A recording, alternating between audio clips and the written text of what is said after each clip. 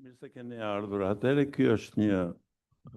aktivitet i organizuar nga Komisioni i Arkeologjisë sipas praktikës që ka akademia që të ftoj her pas here arkeolog në rastin tonë, dhe ky është rasti i parë i një leksion magistralis, po besoj që do vazhdojmë edhe unë mirëpres dhe propozimet e juaja nëse do t'i bëni propozim me komisionit për të ftuar kolegët tuaj, qoftë ata tuaj, jo vetëm nga Kosova dhe Maqedonia, po edhe ato në Europë dhe nga Shtetet e Bashkuara, kudo që të jenë. Dhe kam kënaqësinë që këtë seri leksionesh të hap me antarin e komisionit tonë, doktor Shafi Gashin, cili që nga viti 2020 besoj është antar i këtij komisioni, gjithmonë prezent, gjithmonë aktiv, nga një lagje e afërt e Tiranës që quhet Prizren, nuk është këta thonë që janë lagje Durrësit, po besoj që në këtë rast është lagje e Tiranës, kështu thonë që ju ftojmë të ftoni të blini një shtëpi në Prizren vetëm 2 orë larg plazhit. Dhe natyrisht prezantimin e tij si studius do ta bëj kolegu im Adem Bunguri, që me cilin ai punon prej paktën gati 2 dekada që punojnë në Kosovë, përveç që janë iniciator të një serie botimesh që i ka sponsorizuar direkt doktor Shafiu. Keni parasysh botimet monumentale të veprave të Franoprendit dhe të Selim Islamit, autor i disa botimeve në Kosovë, udhëheqës i mjaft gërmime arkeologjike, cilat do flasi edhe Ademi, dhe me një përgatitje shkencore solide, ka filluar me marrjen e diplomës nga Universiteti i Prishtinës dhe pastaj me magistër edhe doktor i shkencave filozofike në Universitetin e Vienës, apo ose besoj kështu austriakët këtë kanë quajnë arkeologjin pjesë filozofisë. Kështu që po ja kaloj fjalën Adem Bungurit, por me këtë rast do të them edhe një herë që komisioni është gjithmonë i hapur për propozime, për aktivitete, për mbajtje trueza shtrumbullakta që unë konsideroj shumë të domosdoshme në diskutimet për çështjet kryesore të kërkimit arkeologjike, por ajo që kam kërkuar për gjendjen në të cilën ndodhet arkeologjia sot, që nuk përputhet as pak me atë që shohim sa dalim nga dera akademisë, ne kemi vetëm kafja që kemi përballë, ne paguan taksa sa financohet i gjithë Akademia e Shkencave, vetëm taksat e asaj janë tilla, për të mos folur pastaj që vetëm biletat e Butrintit janë tamam aq sa financohet Akademia e Shkencave. 3 milion euro në vit mori vitin e kaluar Butrint Management Foundation nga puna që kanë bërë breza arkeologësh në Butrint. Dhe financimi që kemi ne për arkeologjinë aty është 200.000 euro, që është do mjaftonte për një ekspedit. Dhe ju kam ftuar duke edhe me detaje të tilla që shkonin në ekspedita me 55.000 lek, tash që janë hoteli plus ushqimi, që janë totalisht pa mjaftueshme, pa makina, me punëtorë që duhet paguhen 20.000 lek, ku nuk gjen njeri as për të pastruar shtëpinë, besoj se vjen njeri me 20.000 lek, jo të vit ndërmoj në majt mali. Prandaj komisioni ju propozon, nëse keni nevojë për një mbështetje më të fortë, ju e dini që kemi ngritur edhe në prezencë të antarit të kryetarit të akademisë, po besoj që duhet veshi i vetëm në Shqipëri, nuk është këtu në Akademinë e Shkencave, që dëgjon dhe mund të bëjnë gjë. Hajde të mbledhem të bëjmë një dokument i cili duhet të dërgohet në atje ku dëgjojnë. Tani unë po ja kaloj fjalën profesor Bungurit, vetë po ulem për t'ju ndjekur nga afër. Ka për të moderuar, po pas te duhet të japësh fjalën Shafiut, kaq është. Faleminderit profesor Ceka, faleminderit Shafi Gashi për këtë leksion shumë të rëndësishëm mbi kulturën tumulare në Kosovë. Faleminderit të pranishmeve dhe njëkohësisht një vërejtje për kolegët e arkeologjisë që nuk e kanë parë të arsyeshme të vinë të ndjekin një leksion akademik, për cilët sigurisht nuk kam thënë disa herë, por gjithmonë ka një herë të fundit që do të thuhet që do të ketë edhe masa administrative. Dhe ju e kuptoni çka do të thotë masa administrative. Nuk dua të zgjatëm në këtë prezantim, por si rregull, kur marrin leksione në për Evropë, bëhet një paraqitje e shkurtër, një CV e shkurtër e autorit i cili do të flasë. Dhe shumica ju e njeh Shafi Gashin, unë po ju them që është nga arkeologët më aktiv në Kosovë. Unë kam patur fatin që të punoj me Shafiun, është bashkëpunëtori më i ngushtë në Kosovë në kërkimet arkeologjike. Dhe këtë mundësi dhe këtë fat kemi mundur ta shfrytëzojmë për mirë. Unë po ju them vetëm disa gjëra të shkurtra. Është i datinës 72, ka kryer studimet e larta në Universitetin e Prishtinës në Vjenë, në Prishtinë, dhe ka kryer studimet e magistraturës dhe doktoraturës në Fakultetin Filozofik të Institutit të Vjenës. Pra, ndoshta si hollësi që ju nuk e dini, ose në pjesë nuk e dini, në kohën e luftës në Kosovë, Shafiu ka ndërprerë studimet dhe ka ardhur shkështu në radhët e ushtrisë shqiptare të Kosovës si ushtar i thjeshtë. Dhe fati deshi që ai të shpëtoi luftës, ndërkohë që njerëz shumë të afërt të tij nuk arritën ta kenë këtë fat. Një nga ato është një kushërit 21 vjeçar, vëllai i tij komandant i luftës, i cili u plagos rënd dhe fatmirësisht mundi të shpëtoi, pa fol për degët. Në vitet e para në Kosovë, Shafiu i bashkuar arkeologjisë në vitin 2002. Pra, sapo ishte kthyer nga Vjena. Dhe në një Kosovë të djegur nga lufta, ishte Shafiu që organizote ose financote nga mundësitë e tija financiare, ka përballuar shpenzimet e një grupi të madh ekspeditash që zhvilloheshin në Kosovë. E kam fjalën këtu edhe për ekspeditën që kemi kryer së bashku në Vlashnjë për 5 vite. Ne punojmë në një territor të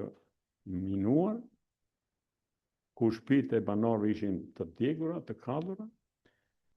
dhe afërmendshi shteti i sapo krijuar në Kosovë kishte të vështirë apo ishte luks i madh për të financuar kërkimet arkeologjike, dhe në këtë rast rolin e shtetit e ka kryer Gashi nga financat e firmës së tij private. Edhe unë e kam thënë dhe në Kosovë dhe njëkohësisht ndjej për obligim ta them edhe këtu. Por ato që nuk e dinë, sepse shumica e njohin. Përveç drejtimit të ekspeditave që kemi kryer së bashku në Kosovë, Shafiu ka qenë dhe si një lloj shkolle për brezin e ri të arkeologëve atje, sepse të gjithë ato që më vonë u bën arkeolog, që janë në Fakultetin Filozofik, në Institutin Albanologjik, në Muzeun e Kosovës, në fakt kanë qenë si student të thjeshtë në projektet e Shafiu, dhe më vonë, me gjithë mjetet e logjistikën arkeologjike që ka Shafiu, janë kryer ekspeditat e mëvonshme prej tyre. Tema që do të mahet sot është vërtet shumë e rëndësishme. Shafiu, përveç ekspeditave, është orientimi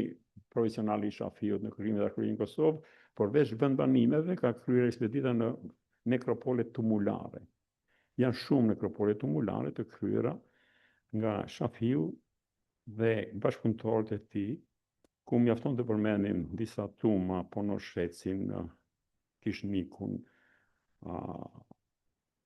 ato Gjakovën, Lubozhdën. Dhe veçanta e punës së Shafiut, përveç korrekcisë maksimale në kuptimin shkencor, është edhe arritjet e tija. Domethënë, disa konkluzione mund t'i themi që tani, për shembull arritja e një nga tumat gentilike, përfshirja e tumave të Kosovës në grupin e Lasinasit për epokën e hekur gjithmonë, dhe ekzistenca e tumave gentilike, pra fisnore në Kosovë, asnjëherë tumat nuk janë të vetmuara, dhe një arritje tjetër që Shafiu e ka realizuar është lidhja apo korrelacioni midis nekropolit dhe habitatit, pra vendbanimeve dhe tumave. Korrelacion që jo gjithmonë është i realizuar në Shqipëri. Ka sjellë njëkohësisht përveç teknikave të reja të gërmimit, ka sjellë edhe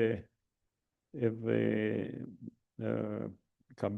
realizuar në fakt datimet e para radiokarbonike në tumat e Kosovës, kam parasysh tumat e Lubozhdës, e cila ne ka dhënë një datë që përputhet me ato të Qinamakut profesor në bronzin e hershëm. Pra, rreth 190 tuma janë në Kosovë, me sa dijen time, dhe një pjesë e mirë e tyre janë të gërmuara dhe ka filluar botimi i tyre, por me të dhëna shkencore precize, kemi vetëm nga puna që ka bërë Gashi, sigurisht i ndihmuar dhe nga Instituti Arkeologjik i Vjenës, që kanë marrë përsipër kryen e analizave. Dhe ajo që mua më intereson dhe është shumë interesante është 2500 vjet varri qendror i Lubozhdës, mos gaboj, i cili përputhet me ato të Qinamakut dhe me hipotezën e ardhive nga juglindja të migracionit të kësaj periudhe. Datimet pra i ka bërë të sakta dhe interpretimet janë shumë korrekte. Unë nuk dua të zgjatëm, duke u thënë ju që në botuesit e Romajës ja vjen në vit 75, kam bërë një gërmim shumë të mirë në tumën e Romajës, por interpretimi i tyre le shumë për të dëshiruar. Ose është jashtë arkeologjik, apo është voluntarist, në kuptimin që ato bëhen ca krahasime mbi bazat gabuar, krahasimet e epokës e Romajës, për që është e shekullit 6 para Krishtit, bëjnë krahasime me ato të Dibicakut apo të Shirokës, që janë shekullin 8-7. Dhe merret vesh, pra është shumë afër mendsh që krahasime e dy kulturave të njëjtës kulturë në periudha të ndryshme do të gjesh sigurisht dallime. Dhe këto dallime pastaj u shërbejnë studiuesve serbë për të bërë interpretime voluntariste që janë gjithsesi të kritikueshme dhe as pak korrekte. E tha dhe profesori me shumë të drejtë, përveç kontributit të tij arkeologjik, Shafiu ka dhënë një kontribut të madh, të jashtëzakonshëm në publikimin e punimeve shkencore. Kam fjalën këtu për botimin e veprës së plot të profesor Çeskut, me gjitha ato infrastrukturën e tij, pra për të bërë një botim, ju e dini që duhet të kesh shumë njerëz në angazhuar. Dhe këtë e ka arritur Shafiu për profesor Çeskun dhe për profesor Selim Islamin. Dhe më vjen mirë që rezultatet e arritura në Kosovë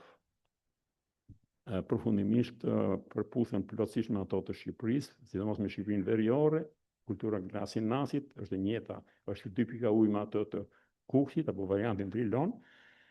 Dhe ne presim me padurim vetëm të shohim të botuara këto. Por të mos u ngrënë shumë kohë, unë nuk po zgjat tani çfarë është tuma edhe si është tuma, ato janë tema teorike që ne i kemi konsultuar apo diskutuar në herë të tjera, po sigurisht është një monument sepulkral i ngritur në bronzin e hershëm si pasojë e zhvillimeve të re ekonomike në një hapësirë kolosale, nuk lidhet vetëm me kurganat apo vetëm me Ballkanin, lidhet një hapësirë kolosale që përfshin 3 kontinentet më të mëdha të botës, pra Euroazin, Europën, Amerikën, Veriut, Kanadan, Japonin, Koren, Indokinën, Emirat. Dhe siç e kam thënë dhe autorët të tjerë para meje, Renfruja kam parasysh këtu, por të mos përmend shumë emra, një fenomen i tillë kulturor nuk mund të lidhet dhe shpjegohet kurse si me një migracion të një etniteti të vetëm siç kanë qenë kurganët, qofshin ato të veshur dhe me kostume çeliku. Artikulli i Science i votuar kohët e fundit, ato besoj jeni në DNI, i mbështet fuqishëm këtë hipotezën e migracioneve dhe formimit etno-gjenetik të Ilirëve duke filluar nga bronzi e këtij. Po për të mos u zgjatur, unë e falenderoj për sëri Shafiun, përzemërsisht, dhe ja kaloj fjalën Shafiut për të na njohur me të dhënat e reja të kulturës tumulare në Kosovë, për të cilët besoj do të meteni edhe ju të kënaqur. Fjalën për ju, Shafi.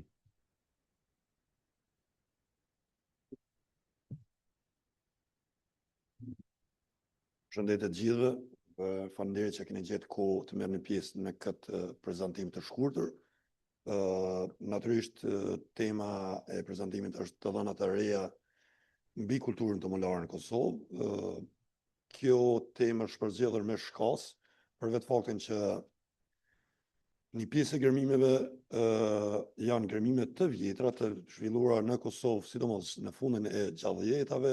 gjatë viteve 70 dhe shumë pak në vitet e 80 të shekullit të kaluar. Dhe më pastaj kryesisht ekspedita janë zhvilluar pas vitit 2005 me nivel pak më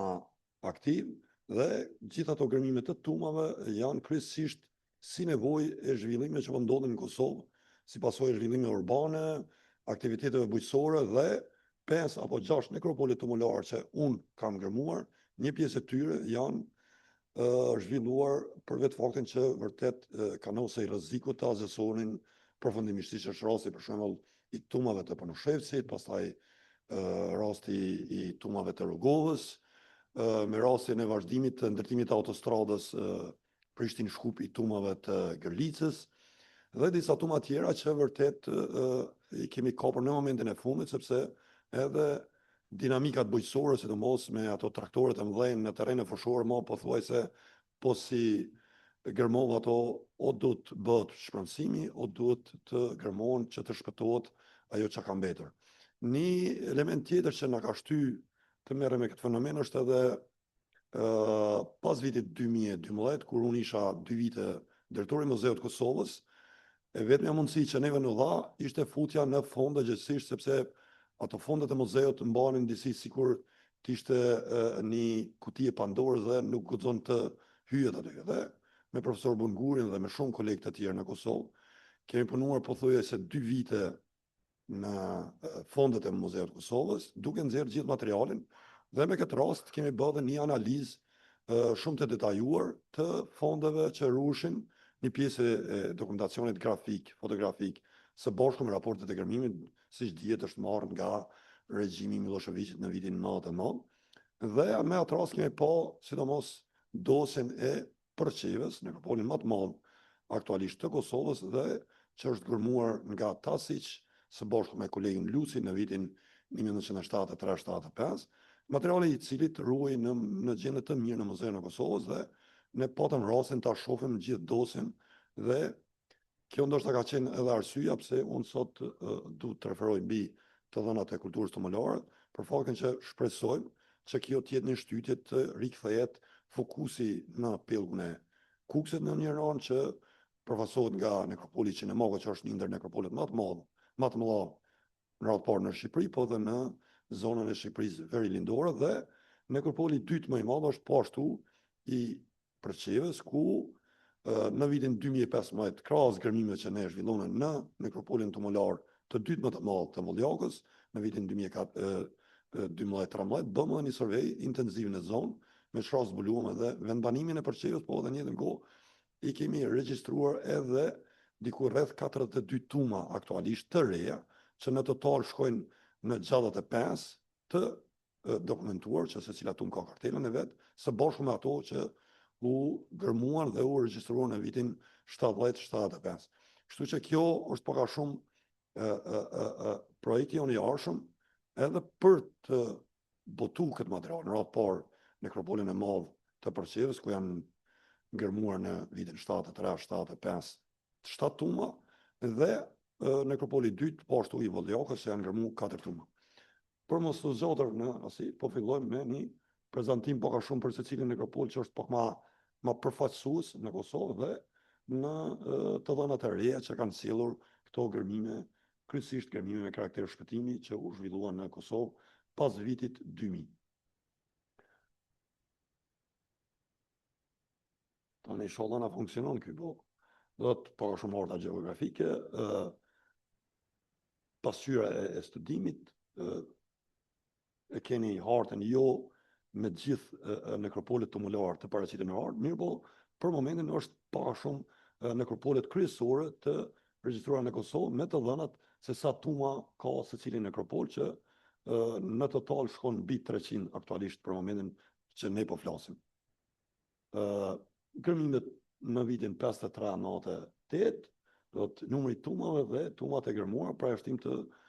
përqeve që kam dhënë edhe numrin e ri të tumave të regjistruara. Pastaj tumat që janë regjistruar pas vitit 2000 deri në vitin 2025 dhe tumat që janë gërmuar gjatë këtyre 2 dekadave thënë ma troq. Dhe numri i tumave aktualisht janë saktë regjistruar 287 tuma, por që mendojmë, sidomos zona e Përqevës, Volljakës, Sfërkës, Gllareves është një zonë e Kosovës qendrore ku në mas të madhe këto tuma ruhen vetëm për arsye që terreni është pak a shumë terren kodrinoro-malor, shkëmbor dhe nuk ka aktivitete bujqësore për këtë arsye, ndoshta është edhe numri i tumave që ende sot e kësaj dite ruhen në këtë zonë pak a shumë me një distancë 10 kilometra njëra prej tjetrës. Do thotë koncentrimi aktual i gjithë nekropole më të madh tumulare se është në trekëndshin Përqevë, Volljak, Sfërk, Gllarev. Tumat e gërmuara shkojnë në total edhe ato para vitit 2000 dhe pas vitit 2000 në 72 dhe natyrisht do i shohim edhe varet sipas periudhave kohore që janë zvoluar deri më tani në tumat e gërmuara. Siç e thash edhe më parë, do thotë aktualisht tuma që kanë varet të bronzit të hershëm aktualisht janë dokumentuar deri më tani 7 vare në nekropolin tumular të Rogovës, Fushë që sot quhet Ujz, pastaj në Banicën e Pes, ku është gërmuar nga kolegu Lusi në vitin 79, dhe së fundi kemi 2 vare, varen qendror dhe një varë të dytë nga nekropoli tumular i Luborzës, po ashtu gjatë studimit të materialit arkivor dhe të dokumentacionit grafik dhe fotografik kemi ardhur në konkluzion që 2 vare të Përqevës i takojnë fazës së hershme të bronzit të hershëm, gjithsesi bronzit 1. Dhe siç e tha edhe profesor Bonguri, nga Luborza kemi së fundmi edhe të dhëna me C14 ku vari qendror shkon rreth 2550 para aeroson, gjithsesi sipas të dhënat të kalibruara dhe mendojmë që ky varr dhe varret e tjera që nuk kanë analizë me C14 i takojnë në bazë të tipologjisë së tij. Pastaj varret e bronzit mesën janë po më të shumtë, sidomos të bronzit e vonë, kur pothuajse në secilin nekropol kemi varre të periudhës së bronzit e vonë me një inventar të pasur, siç do shohim më vonë. Varret e periudhës hekurit 1, hekurit 2, hekurit 3, pothuajse shumica e nekropoleve kanë varre në aspektin sacior shumë, dhe këto janë ato më përfaqësuese që unë kam vënë në slajd. Dhe ky fenomen ndodh edhe në Shqipëri, po edhe në Kosovë. Ne kemi raste që kemi varre edhe të periudhës romake, brenda tumës për shembull ishin 2 varre në Luborzh, në tumën e dytë, tuma që dha indikator të 2 varre, po edhe 2 varre ishin të periudhës romake, ndërsa varret të periudhës mesetare janë të shumtë,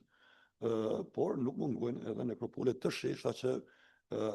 janë interpretuar nga studiuesit jugosllav në kontekstin sidomos kronologjik shumë të dyshim. Kjo është tuma më e madhe aktualisht në Kosovë, është tuma e Gjinovsit që ka përmasa pothuajse 95 metra me lartësi gati 10 metra, është bën një mate gjeofizike dhe natyrisht për rreth zonës o zonë që punohet ka aktivitete bujqësore dhe ne kemi mbledhur materiale që kryesisht në kontekstin shumë të fragmentuar, po që i takojnë periudhës kryesisht bronz hekur. Tuma e dytë që është zbuluar në vitin 2015, po që nuk është në vijë ajrore shumë larg tumës së Gjinovsit, është tuma e Shpenadis, është një zbulim rastor,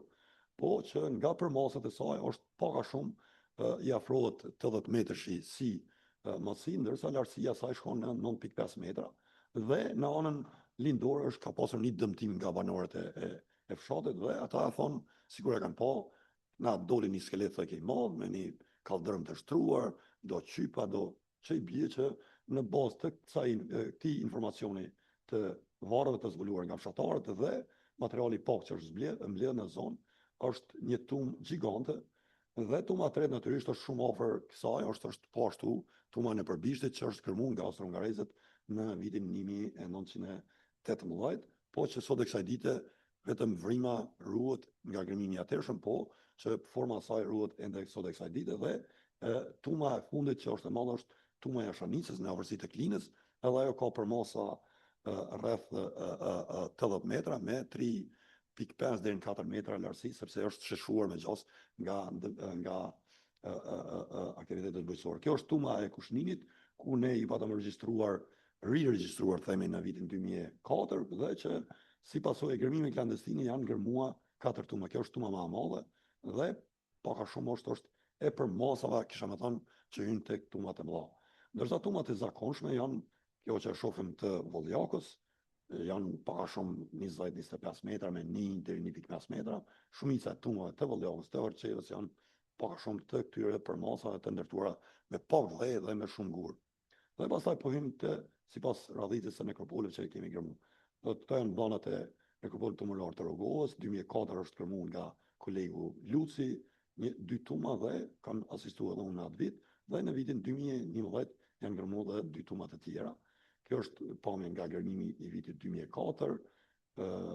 tuma tjetër e vitit 2004, ku u zbuluan vetëm 2 varre që njëri varr dha një figurë gjysmëlikore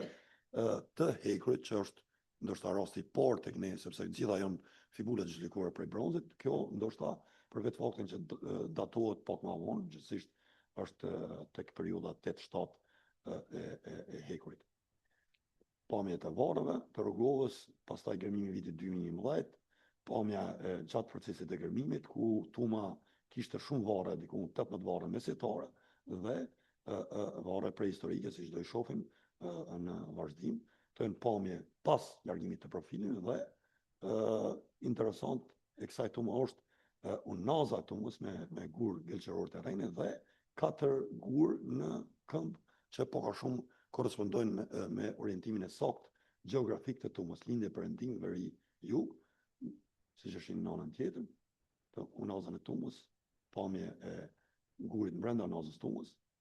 dhe u gjetën 4 gjurmë të procesit të djegjes të ndjerit dhe vendosja e hirit dhe objekteve të tjera në qendër të tumës,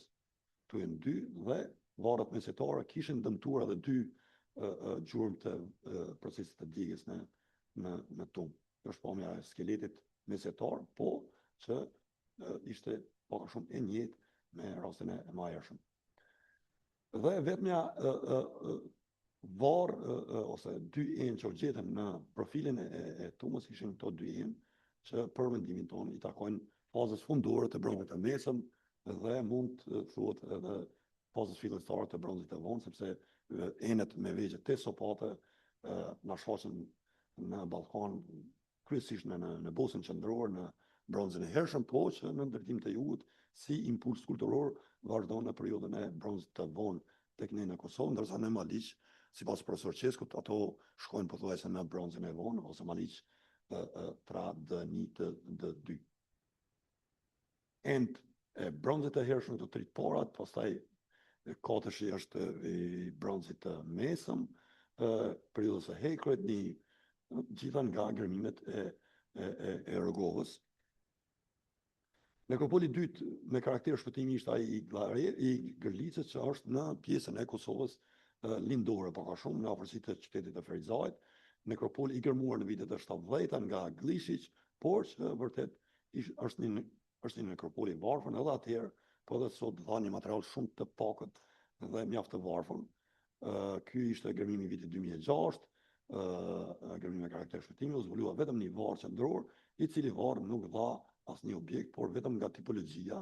Ne atëherë kemi pas datu si varr kenotop, po opinioni jonë është sepse është një shtresë gjeologjike që mund të ketë tret gjithë materialin kockuar dhe ne nuk gjetëm mbete kockuar në këtë varë. Po ashtu pamje tjetër duket që një pjesë e mirë e Moranës të mos është dërmtuar gjatë aktivitetit bujqësor, ndoshta gjatë mesjetës, kur ne gjetëm disa objekte mesetare dhe kjo pamje e gërmimit të vitit 2015 me rastin e ndërtimit të autostradës, po desh që këto tritumat të gërmohen sepse do azisoshin nga punimet. Këto janë dy end, po ka shumë që janë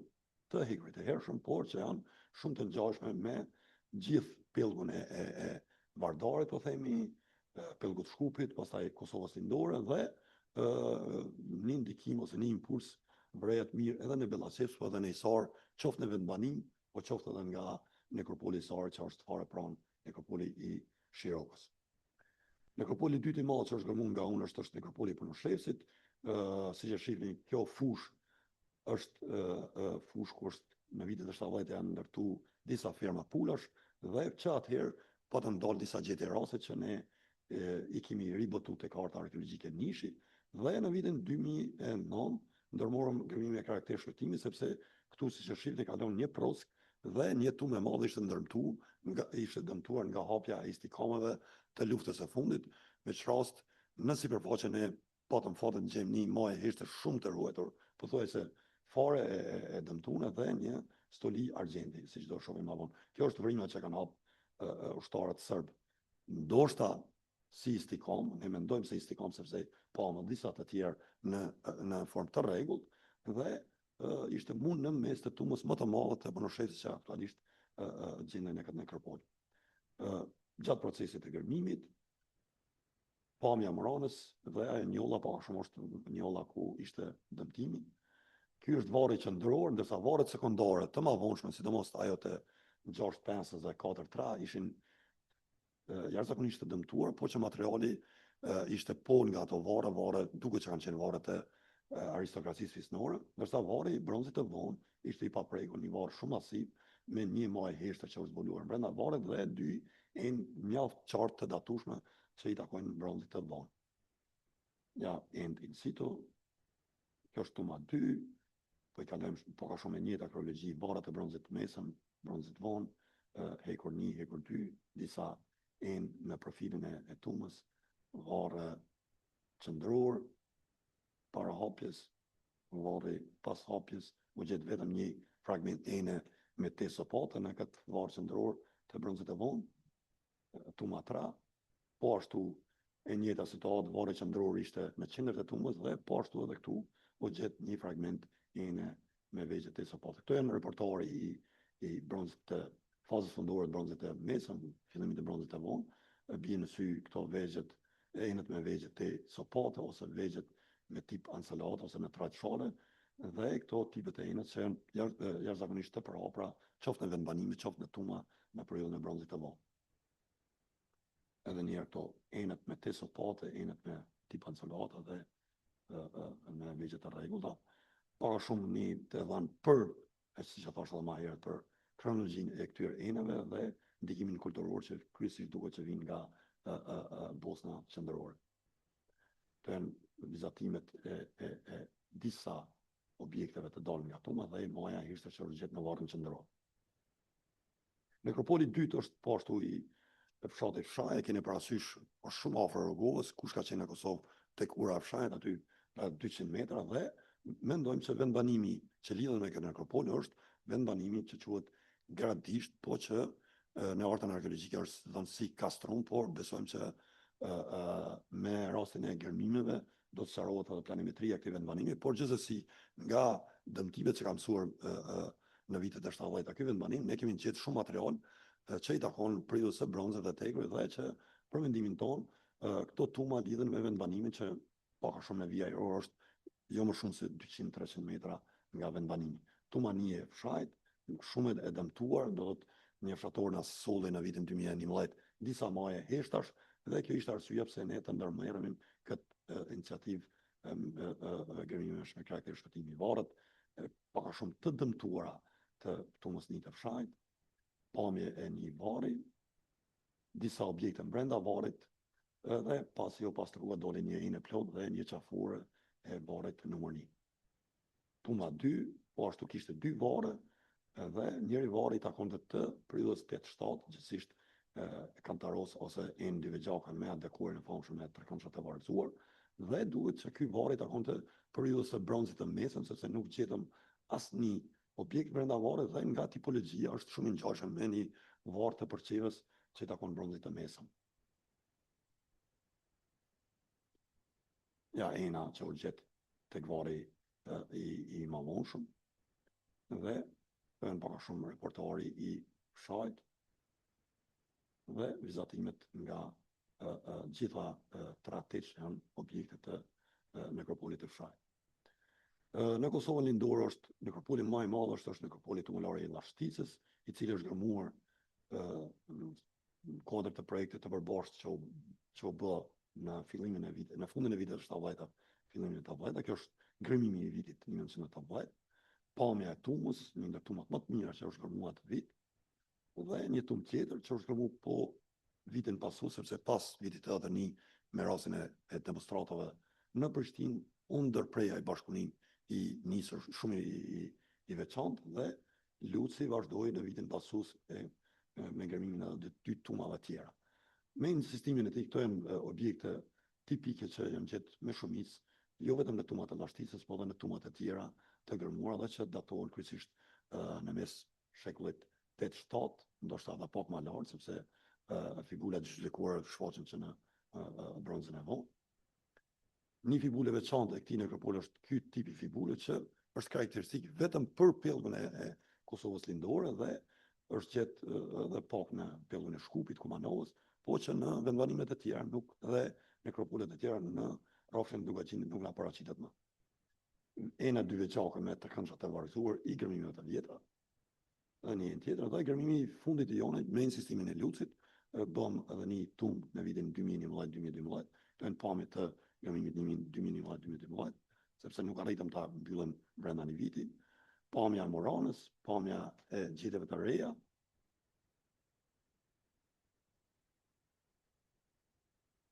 Morana e tumës, varre qendror, dhe një varë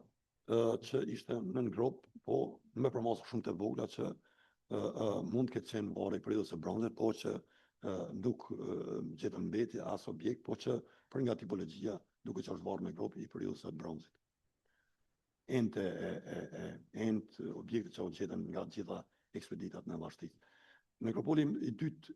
i madh është i Bolljakës, u gërmuar gjatë vitit 2013-2014, dhe ne bëm planimetrinë dhe regjistrimin e gjitha tumave të këtij nekropoli, që aktualisht është nekropoli i dytë më i madh me 42 tuma të zbuluara, dhe ne bëm për të pa informacionin e parë, edhe gërmimin në tuma, po edhe një gërmim kontrolli në vendbanimin që ndodhi po ashtu në mes të nekropolit. Pamja e tumës 4, po e kaloj shpejt, janë zbuluar 2 varre me djegje, gjithsesi varre me urna, ky është varri numër 2, që për fatin e mirë ishte i padëmtuar, ndërsa varri tjetër u gjet vetëm rrasat për rreth dhe rrasat që kishte shërbyer si fundament i urnës dhe disa fragmente të enës mjaft masive që ne i zbuluam në fazën e parë të gërmimit të kësaj tume. Urna që është gjetë në varën 2, me enën që përdori si kapak, me vegjet shumë karakteristike që janë karakteristik për kulturën e bronzit të vonë, të pellgut të Moravës dhe që vazhdojnë deri në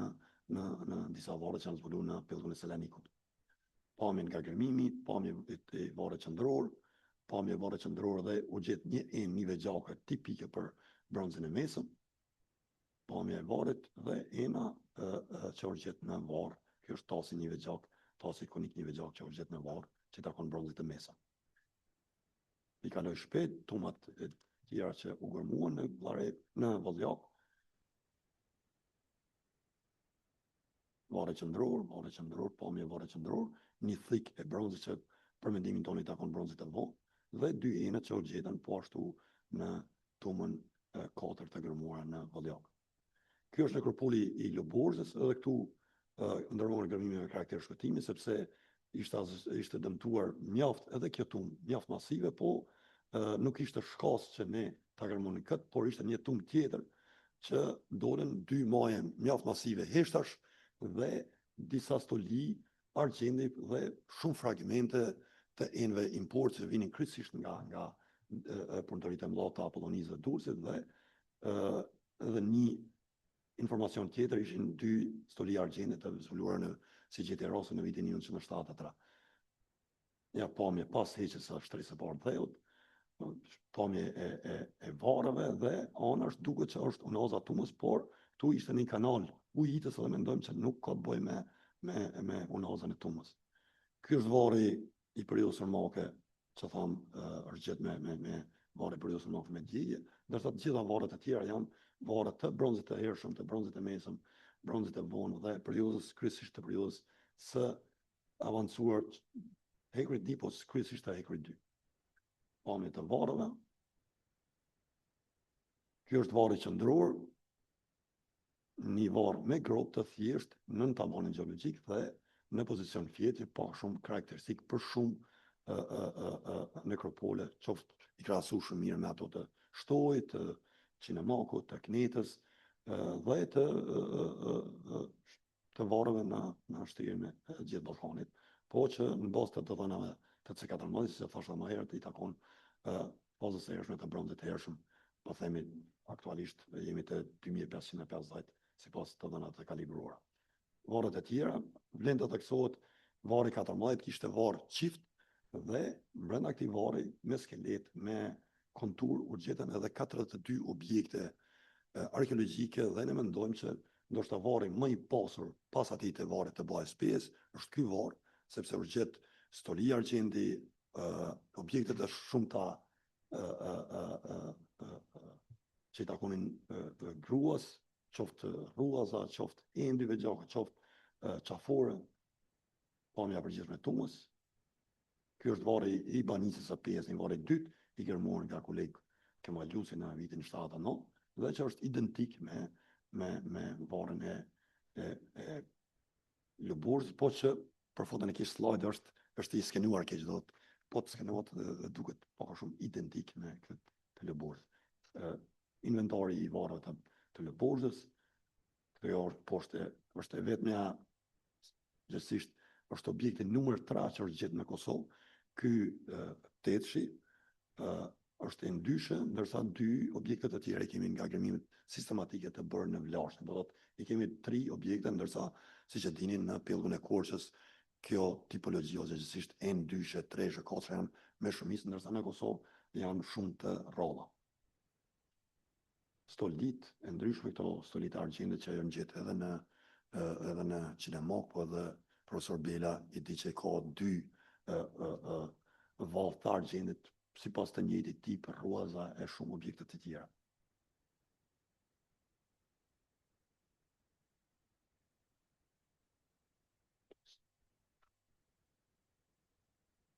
Hajde.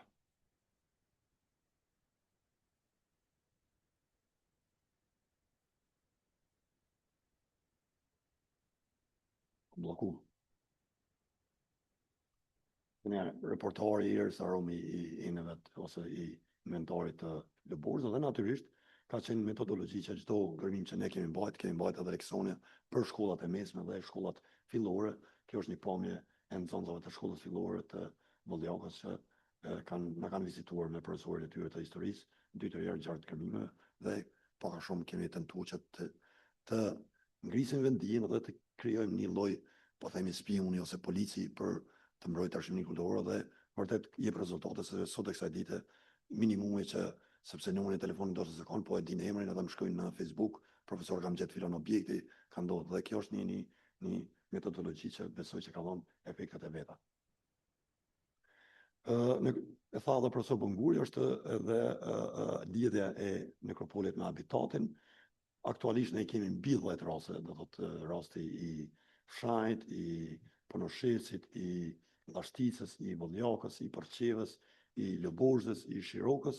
dhe i Romajës. Shirokës natyrisht është i Sari, sepse tumat e Shirokës janë fare pranë, do të as 100 metra, po edhe tuma e Gjinosit, vija ajrore nga vendbanimi prehistorik i Sarit është 500 metra, kështu që ne gjykojmë që i përket këtij vendbanimi. Dhe së fundi është tuma Romajës, që arkeologët e atëhershëm e kanë dhënë shumë në formë të shkurtër, po unë gjatë survejut dhe për fatën e keq vendbanimi është nekropol modern i Romajës dhe gjatë hapjes së varreve, ku pas kohë ato varre ku ishin varre të reja në mbledhin keramik në varre dhe është e sigurt që vendbanimi gjithsesi Gradina e Romajës është vendbanimi që është fare pranë tumave të Romajës. Isari, Lëburzda,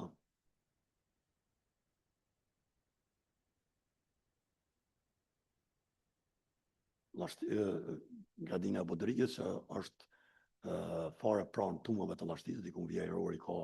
500 metra dhe ne bëm ngërmime arkeologjike në vitin 2012-2015, është një ndër vendbanimit shumë të mirë të periudhës së Eneolitit, Bronzit dhe që vazhdon deri në periudhën helistike. Pamje të nekropolit dhe të vendbanimit të tumave,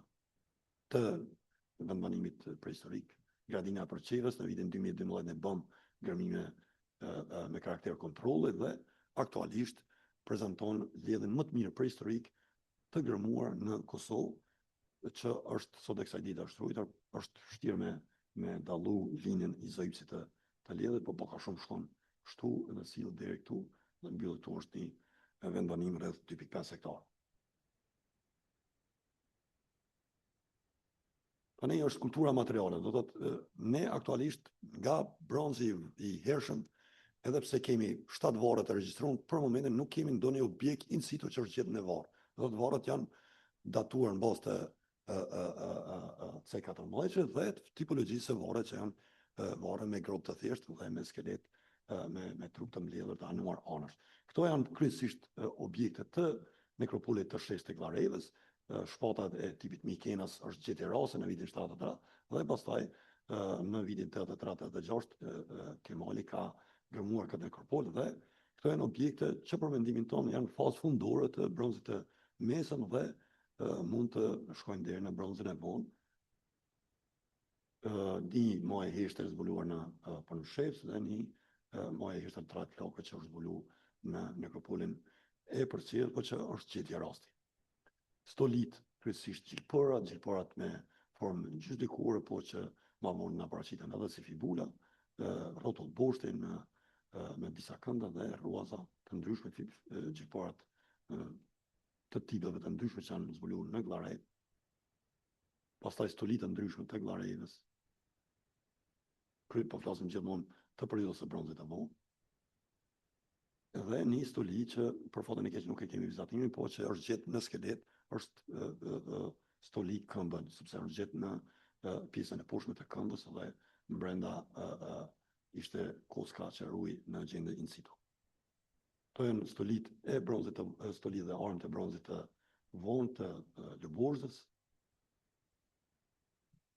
objekte nga Lëburzda, të hekurit të hershëm, kryesisht ato janë dy të parat që janë ndikim pak a shumë i Kosovës lindore dhe bazenit të Shkupit, ndërsa kjo në mes me ngjyra është pak a shumë e të njëjtit tip që është zbuluar në Dibiçak dhe që i takon hekurit të hershëm, ndërsa këto të tjerat janë kryesisht dy vegjake që vijnë nga gërmimet me karakter studime në Përqevë, gjithsesi të vitit të 70 dhe kjo poshtë në anën e gjatë që pak a shumë ngjan dy vegjake me vegje të sapate, por që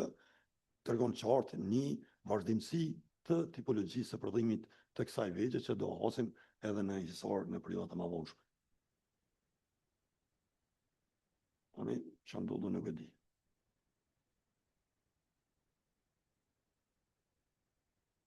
Në vizë shumë shpejt.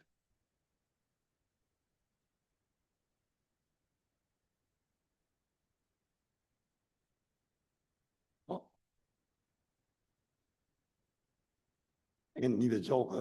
të gërmimeve të ndryshme, kryesisht nga Përqeva dhe Valljoka.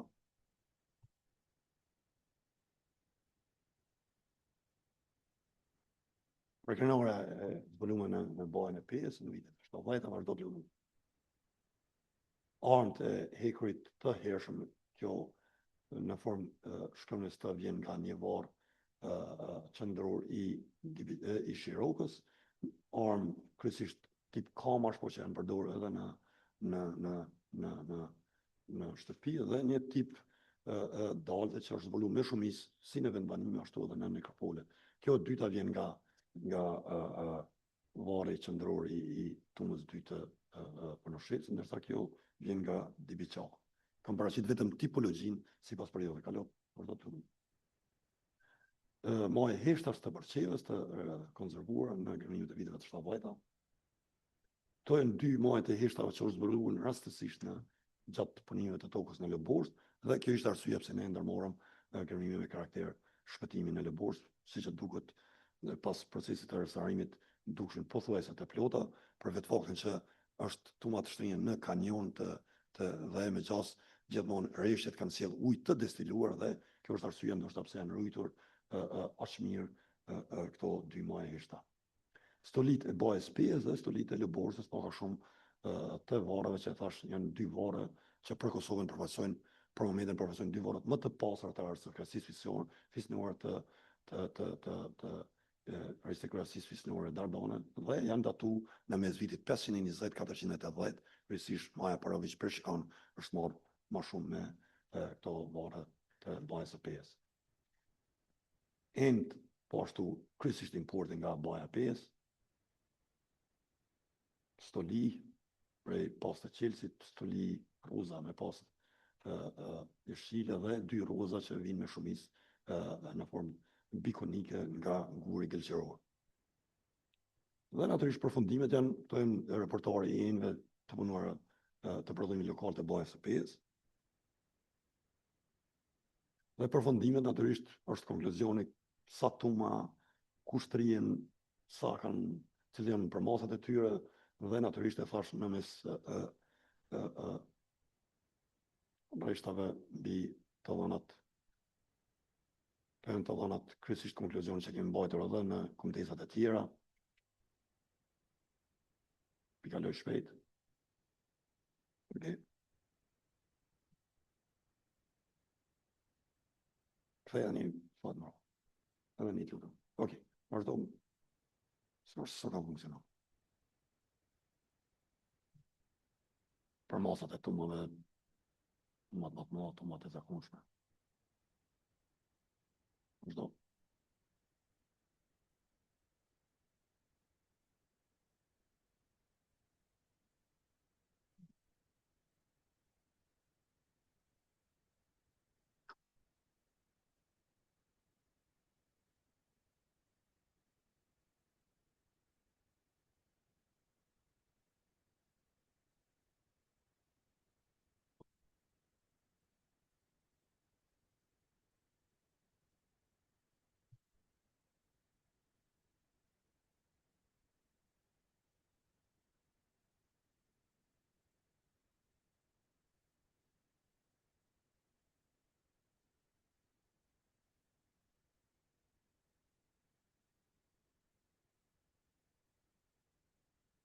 Ne si rikapitulim, në kontekstin kulturor, do të thonë që në të dhënat edhe nga tumat, edhe nga vendbanimet, sidomos gjatë periudhës së Hekrit ka një diferencë të vogël. Kjo interpretohet për vetë faktin që pellgu i Kosovës është shumë i hapur në raport me luginën e Moravës dhe bazenin e Shkupit. Dhe natyrisht shkëmbimi kulturor është shumë i pranishëm, ose ndikimi kulturor është shumë i pranishëm, sidomos në periudhën e bronzit të vonë dhe Hekrit të hershëm, ke parasysh end kryesisht konike, shumë të hapura që janë të dekoruara në bronzin e vonë me dekorin turbandish, por që më vonë kjo traditë vazhdon me kanalyre të pjerta, qoftë në vertikale, qoftë të lakura, dhe që këto tipe enësh vinë deri në Blaz, për shembull kam pa të gërmimet e mahershme të profesor Pçeskut, si duket është një impuls që vjen kryesisht nga Morava, dhe edhe kultura e fush urnave paraqitet, po themi, që nga Danubi vjen të poshtë, por që Kosovën në bronzën e vonë e atakon shumë pak. Dhe vare me urna janë gjetë edhe në fare pranë pellgut të Selanikut, kështu që nuk kemi të bëjmë me etnos në kuptimin e plot të fjalës, por është një impuls kulturor që vihet nga veriu në drejtim të jugut dhe që qëllimisht është interpretuar dhe vazhdon të interpretohet, dhe kjo ka pas tendencë puro politike që në rastin e botimit të katalogut të vitit 1990 98 që nëse vije në pyetje ndarja e Kosovës, të ketë edhe një teori të argumentuar që Kosova nuk ka qenë një njësi etnike, por ka qenë e banuar nga ilirët, pellgu i Dugaxhinit, gjithsesi siç e thot Glishiq tek botimi i tij në Romaja prehistorike, që me të drejtë profesor Qesku e kundërshton këtë idenë dhe ka të bëjë më shumë me diferenca kronologjike se sa me ndikim, dhe ata vinë thotë që në periudhën e hekurit të zhvilluar u dyndën autoriatat nga Bosnia Qendrore dhe ndikimi kulturor gjithsesi në Dugaxhin dhe në pellgun e Kuksit është i lirë, ndërsa rrafshi i Kosovës banohej nga Dardanët, që pas viteve të mëdha ata duke nisur nga Grashanin, Tasić, Serjović, mendojnë që i përket një fisit Dakomes, që në të vërtet nuk është ashtu, sepse ka një kontinuitet të vendbanimeve, po gjithsesi edhe të Tuma. Dhe siç e thonë autorët antik, që cilin territor, si i fundit është Arboni, që cilin territor e banonin Dardanët. Kështu që kjo pak a shumë është një kronologji dhe teori që është ngrit nga arkeologët jugosllav, bile dhe nekropolin e Dibiçakut edhe datojnë si Shirokun si nekropol Dardan, ndërsa Dibiçakun që është 1.5 km larg, është i kërmuar pot në të njëjtin vit, në vitin 1963, si nekropol i lirë. Ndërsa po ta shohësh kulturën materiale, ka diferencë të qartë kronologjike. Shiroku është, po themi, puro ndoshta fundi 9-8-7, ndërsa Dibiçaku end puro 2 veçaka me tërkëndshat e varësuar që janë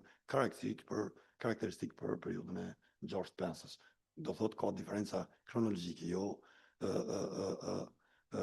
nuk bëhet fjalë për një popullsi të ndryshme që kanë përdorur këto nekropole. Ne shpresojmë që vitet vazhdim ta fokusohemi edhe me gërmimet të 2-3 tumave në përqev dhe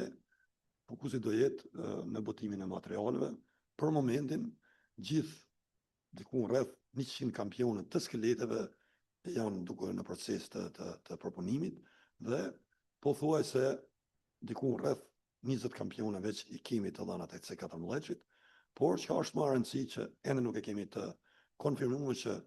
materiali gjenetik i varreve të periudhës së hekurit, bronzit dhe të hekurit është po me i njëjtë me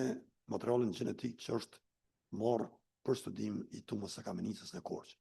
To kemi në nivel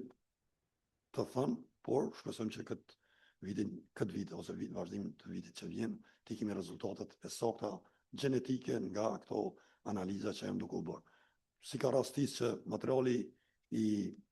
Kamenicës të jetë në të njëjtin laborator, ose me sa di unë ka një database të madhe që ata kanë po në bo krahasim. Po ky informacion është në nivelin e informacionit gujor, jo në nivelin e përfundimtar të botimit. Ju faleminderit edhe jemi të hapur për pyetje, aty sot një përmbledhje e aktivitetit gjithsesi të kulturës tumulare në Kosovë.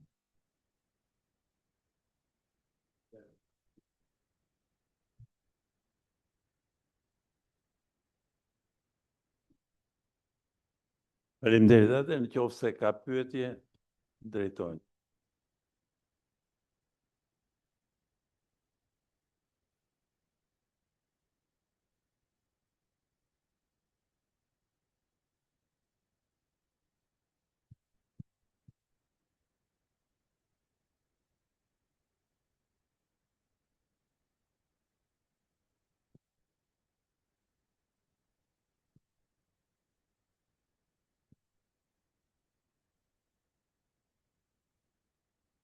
Ka këtë janë zbuluar në këto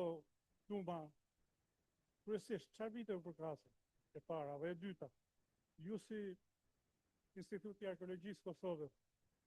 çfarë punë keni bërë për të evidentuar që këto objekte i përkasin periudhës ilire, që nga shekulli 9 deri në shekullin e 7, dhe a ka ndonjë studim konkret, mund të orientohen studiuesit, arkeologët, por dhe historianët, përmbi tumat e varrezave të vjetra e lirë në Kosovë. Ju tha që kemë zbuluar mbi 290 dhe sa tuma, dhe në 87 më duket, a 97 ishin të studiuara. A keni bërë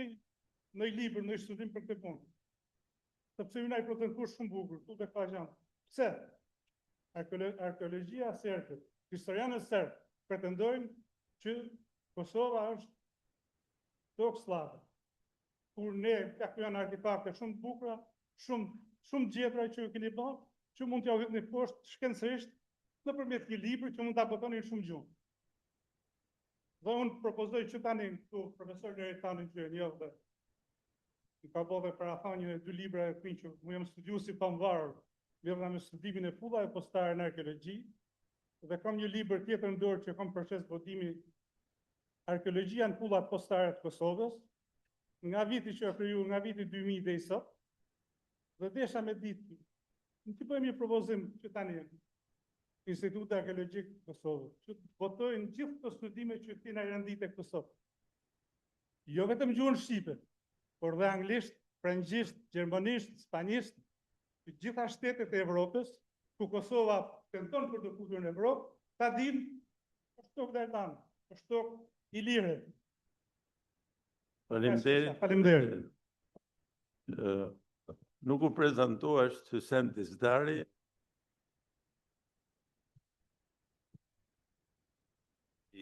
I fushës, po ka një pasion të veçantë për arkeologjinë, është koleksionist pullash, njohësi mirë i filatelist, edhe një nga orientimet e cilat dhe na ka lidhur bashkë është për kërës interesi për arkeologjinë. Urdhëron.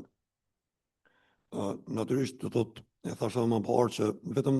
varet e periudhës së bronzit të hershëm në Kosovë nuk kanë dhënë inventar të varet, do thotë janë datuar në aspektin tipologjik dhe në bazë të dhënave të C14. Ndërsa varet e periudhës së bronzit mesëm, bronzit vonë, e deri te po themi te varet e Mateçanit ose këto varet mesatar që kanë dhënë inventar, jo të gjithë, po kanë dhënë inventar. Dhe natyrisht ne kemi bë studimin e tyre. Rezultatet një pjesë e këtyre gërmimeve janë botu, për shembull tumat e Shirokës dhe Biçaka janë botu që në vitet e 70-ta, tumat e Përqevës janë botu në një artikull të plotë të pjesën të profesor Tasiçit në vitin 79, pastaj të Bajës pjesë janë gërmuar nga Maja Parović Peshikan, ka dhënë kryesisht ato pjesën e stolive, gjithsesi objekteve më të veçanta, dhe në forma të artikulleve dhe të prezantime të ndryshëm një pjesë e tyre janë botu. Tani këto që janë bërë, sidomos pas vitit 2015 dhe të naltë, këto jemi në proces të studimit, po njëtën kohë jemi paka shumë të interesuar që kur të jepet materiali në formën e plot si material arkeologjik, të shoqërohet me të dhëna që ne i kemi dërguar në laboratorat që nuk janë laboratorë arkeologjike, do thotë që bëjnë izotopën analizet C14 dhe analizat e DNA-s për të pa aspektin gjenetik dhe për të pa lidhet gjenetike që mund ketë një popullsi e një zonë caktuar me një popullsi, këtë rast për shembull, siç e thashë më parë, nga pellgu i Korçës me pellgun e gjithsesi territorin e Kosovës.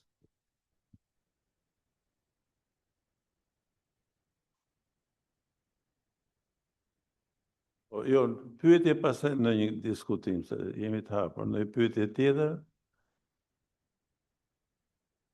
Unë kam vetëm një pyetje në lidhje me materialin me luginën e Preshevës, Bujanovcit, që më ka impresionuar nga vizita që bëm bashkë me Bungurin para 2 vjetësh, me gjithë kuptimin e fjalës. Se gjithmonë lidhjet i keni orientuar nga Kuksi, me Çinamakun, Kënetën, qoftë me Korçën, Kushin e Zi, edhe Maliqin, qoftë edhe Mati është plotësisht i qartë, Mati është si 2 pika ujë. Po jam kurios me këtë luginë. Ka tuma kjo zonë edhe kultura, sidomos kultura e kohës së bronzit, edhe të hekurit, ka ngjashmëri apo cila është pikpamja juaj, përshtypja juaj? Tani të dhënat e pellgus Preshev, Bujanovc, Medveq, ose më saktësisht të pjesës së Moravës së Binqës, po themi, nuk ka informacione mbi tumat, do thotë që janë ngërmuar. Informacionet kryesisht i kemi nga vendbanimet, është vendbanimi i Kalakrashevicës dhe i Rahovicës, 2 vendbanime që janë ngërmuar edhe ma herët, po dhe në kalat Kërshevicës tani ka, që nga viti 2005 ka gërmime intenzive. Dhe kultura materiale nuk është që ka dallim të madh, shto këtu edhe pellgun e Kumanovës dhe Shkupit. Nëse shohim kulturën nga gërmimet e fundit në kalan e Shkupit, që është pak a shumë pellg i hapën i Moravës dhe i pellgut të Shkupit, kultura materiale nuk ndryshon shumë. Më saktësisht, duket që impulsi, sidomos në hekurën e hershëm, vije kryesisht nga veriu dhe prania, sidomos e enëve, 2 veçake, enëve 1 veçake, të me kanalyrë, është mjaft e pranishme ose mjaft në aspektin sacior, mjaft e madhe në këtë region, ndërsa ky impuls vjen duke u ul në drejtim të jugut. Enë të tilla për shembull është edhe një enë që është gjetë në Cinemak, është identike me ato që ne kemi gjetë në vendbanimin prehistorik të Ticës, po që ky tip ene në fazën fundore të bronzës dhe në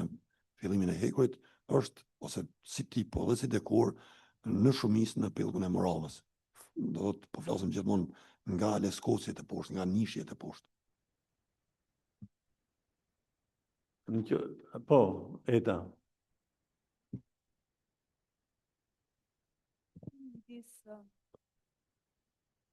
Raportin midis varrezave tumulare dhe vendbanimeve. Ju prezantuhet disa prej tumave të cilat keni lidhur edhe vendbanimin e periudhës. Pyetja ime konsiston: këto vendbanime kanë nga pikpamja kronologjike, kanë të njëjtën kulturë materiale apo vendbanimi vazhdon ose paraprim pak më në kohë se sa tuma dhe vazhdon më tej? Do me thënë, ka përputhje kronologjike të përafërt, po themi se tash identike ndoshta jo. Tani më së miri është rasti i vendbanimit prehistorik të Hisarit dhe nekropolit të Shirokës. Nekropoli Shirokës është, thashë edhe një herë, është fare pranë, kanë qenë 8 tuma prej të cilave në vitin gjatë të Trajan ngërmu vetëm 3, dhe ka dhënë material pothuajse të njëjtë, do të fibulat, gjilporat dyshem në formë omega, për shkak është gjetë edhe në vendbanim edhe në nekropol, enë të 1 veçake, 2 veçake janë gjetë edhe në vendbanim edhe në nekropol, dhe kjo nuk e paraqet komplet kronologjinë e Hisarit, sepse Hisari ka depozitime që nga bronzi i hershëm, po themi po flas për periudhën e lirë, se natyrisht ka edhe neolit vonë dhe e neoliti është perfekt, po flasim për periudhën e lirë kur na paraqiten edhe tumat në këtë rajon. Aktualisht nuk kemi informacione të periudhës së bronzit në këtë nekropol. Po kjo nuk do të thotë që nuk ka pasur tuma, sepse duket që aty ka pasur shumë tuma me rastin e hapjes së tokave të reja për vreshta, pothuajse me dhjetra tuma janë azësuar dhe një sasi e materialit është blerë si material sipërfaqësor në vitin 53 kur Gallović bën një survey në zonë. Monumenti tjetër që mund të lidhet sakt është Bodriga me Lashticën, po ashtu këto dy si vendbanimi, si tumat kanë dhënë kulturë të njëjtë. Natyrisht vendbanimi edhe atje ka kronologji shumë të gjatë, po që tumat e gërmuara kanë dhënë materiale që i përkasin këta. Sa larg janë nga njëra tjetra? Lashtica me Bodrigën janë tuma ma afër që shkon me vendbanimin e Bodrigës është 250-300 metra, ndërsa Hisari është as 150 metra tuma parë që është asi. Njëtën kohë edhe vendbanimi kodrinori i Lashticës është fare pranë tumave të Lashticës. Vendbanimi i Lëborzës është fare pranë me tumat e Lëborzës, natyrisht tuma më e madhe që pat, edhe që ka dhënë material shumë pasur, është shumë më larg se sa tuma tjetër ku janë gjetë 2 ma e heshta si gjithë i raset dhe që ne e gërmum ato, po që ishte shumë rënd e dëmtuar. Ndërsa edhe vendbanimi i Gradishit, pranë urës e fshajt ose afër Rogovës, në vija ajrore me tumën ma afër që unë kam gërmuar, është nuk shkon mbi 250 metra. Do të janë tuma që janë fare pranë vendbanime, po që edhe kultura materiale është e njëjtë. Ndërsa nëse do të ishin gjitha të tuma që kanë ekzistuar, për shembull aty, unë kam informacionin banor që kam taku aty, sidomos gjeneratave të vjetra, që ata thonë që ka qenë një kodër e madhe që ne e kemi përdorur për shërshit, për tuzavit, si thonë, për të skim gjatë dimrit me thas, dhe kur ka ardhur projekti kooperative si ka rafshu të gjitha. Do të ato që ne kemi gërmu, do shta të më të vogla ose më të varfra që kanë shpëtu. Një pyetje për ta përmbyllur, duke qenë se ne kemi një realitet tjetër në Shqipëri në raport të vendbanime dhe tuma. Çfarë tipi keni juve vendbanimet kondrinore gjatë periudhës së bronzit dhe të hekurit? Domethënë ku konsistojnë më së tepërmi se e di natyrën, po Ne në aspektin teorik ka ekzistuar që deri në fundin e 90-ta që vendbanimet kryesisht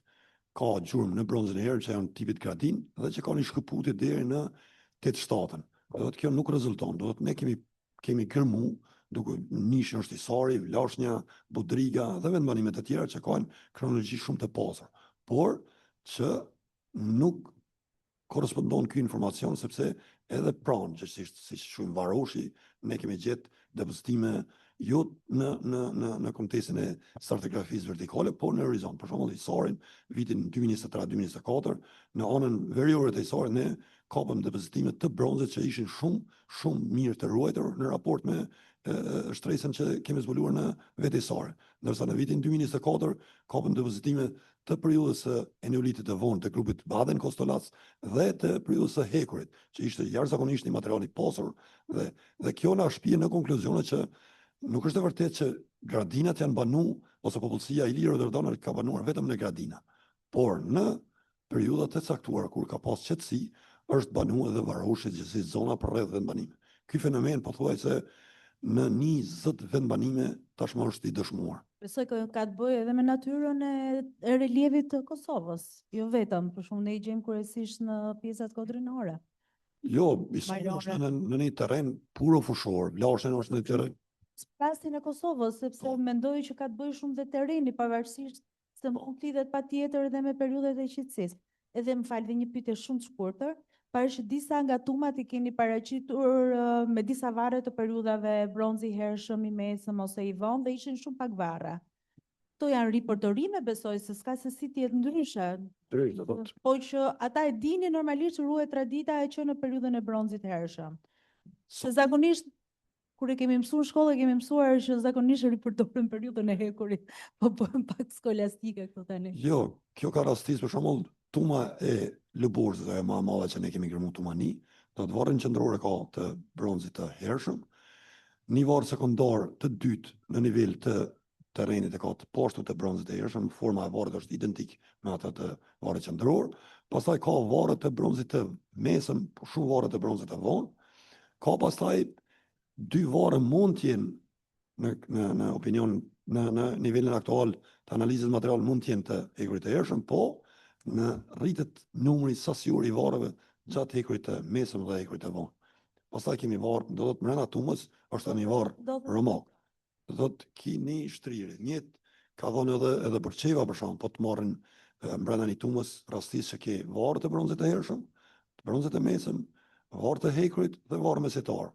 Varr mesetar për shembull tuma numër 8 ka dhënë në periudhën e hekurit që ripërdoren tumat, po që në periudhën e bronzit që të ripërdoren që nga bronzi i hershëm, në të mesëm këtu konsistonte më shumë. Po, do të ka rase, po ka dhe rase që varri qendror, po themi fillon me hekurin e hershëm, po themi. Do të nuk është që paraqitet në çdo tum kjo simetri. Do të diku gjen varr të bronzit mesëm, bronzit vonë, varr të hekurit ose nuk gjen varr të më vonshëm për shembull. Kjo nuk është e unike. Faleminderit. Por shemboj ka, do të thotë që është një kontinuitet i përdorimit të tumave në shumë periudha kohore ose epoka prehistorike dhe historike. Mohamed Bey.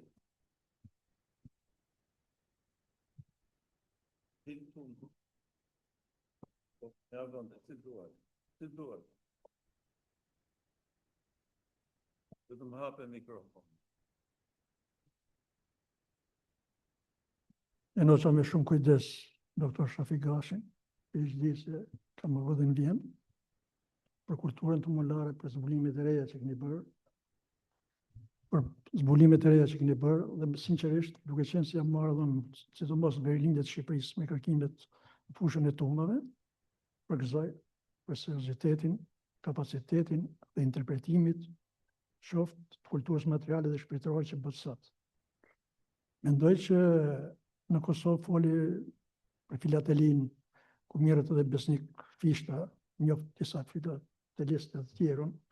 një shpëtim uniku që punojnë edhe në Kosovë, edhe në Shqipëri,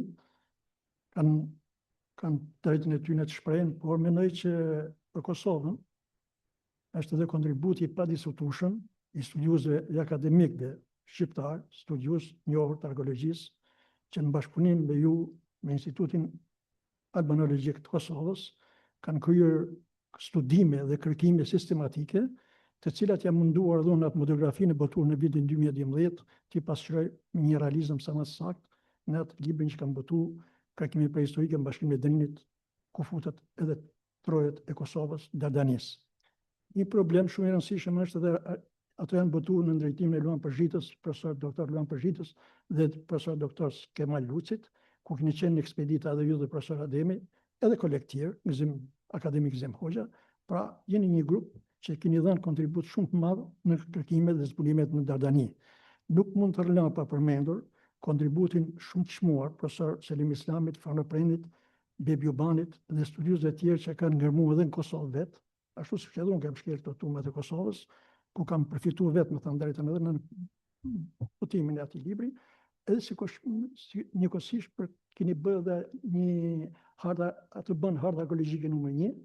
herën e parë ku keni emrat edhe ju, keni edhe diskutime dhe punime shkencore, por keni bërë një hartë arkeologjike 2 dhe keni bërë botime të reja në Kosovë. I drejtohem atij filatelistit, ka botime shumë interesante për trevin e Dardanis, pra ka vepra të tilla që po i citoj, ka dhe libra të veçantë, ka dhe monografi të veçanta, edhe ka njëkohësisht që në kohën e hershme që kanë bërë gërvimin me vitin 1970, është evanglisisht Natalia Gjurić dhe Teodorović, që po citoj profesor Shafiti, që kanë bërë gërmime në tumat e Romajës. Duke qenë se kam kryer gërmime arkeologjike pikërisht në pranë Prashtikut, ku kemi edhe vendbanim, ka edhe vendbanim që është zbuluar paralelisht me tumat e muajve, i shembulli 6-5, këto janë gjetë vetëm dhëna si përfaqësore të vendbanimit Majës Murit, të cilën e kanë botuar, por që kërkon është me mure zonë kondrinore, 1250 metra mbi nivelin e detit, ajo zonë në një kohë që ka paralelizëm në veçantë me tumat e Romajës, që cituat ju. Dhe 100% materiali arkeologjik që janë zbuluar, qoftë tumat e muajës, tumave të muajve, ku kam gërmuar vetë bashkë të qenë dhe Luani me sisografi Vesin Erguti, po njëkohësisht edhe të Romajës, këto të muajve janë identike si që janë në Romajë, shekulli 6-5 para Krishtit. Pra, edhe Glisqiqe, Todorović dhe Natalia Gjurić nuk kanë drejt absolute në interpretimin shkencor, se këte i ka dhënë përgjigje definitive me rajon profesor Fano Prendi, i ka dhënë Selim Islami, i ka dhënë profesor Neritani që është këtu, Bebi Ubani që i ndrit shpirtin sepse ka qenë një burr shumë i njohur dhe shumë kompetent për kërkimet e tumave në verinë e Shqipërisë, po kështu interpretime ka bërë dhe profesor doktor Zhaneta Andrea.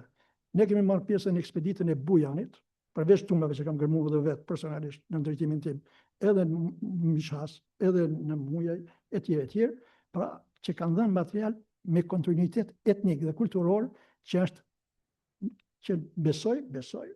unë po nuk po him me bë analizën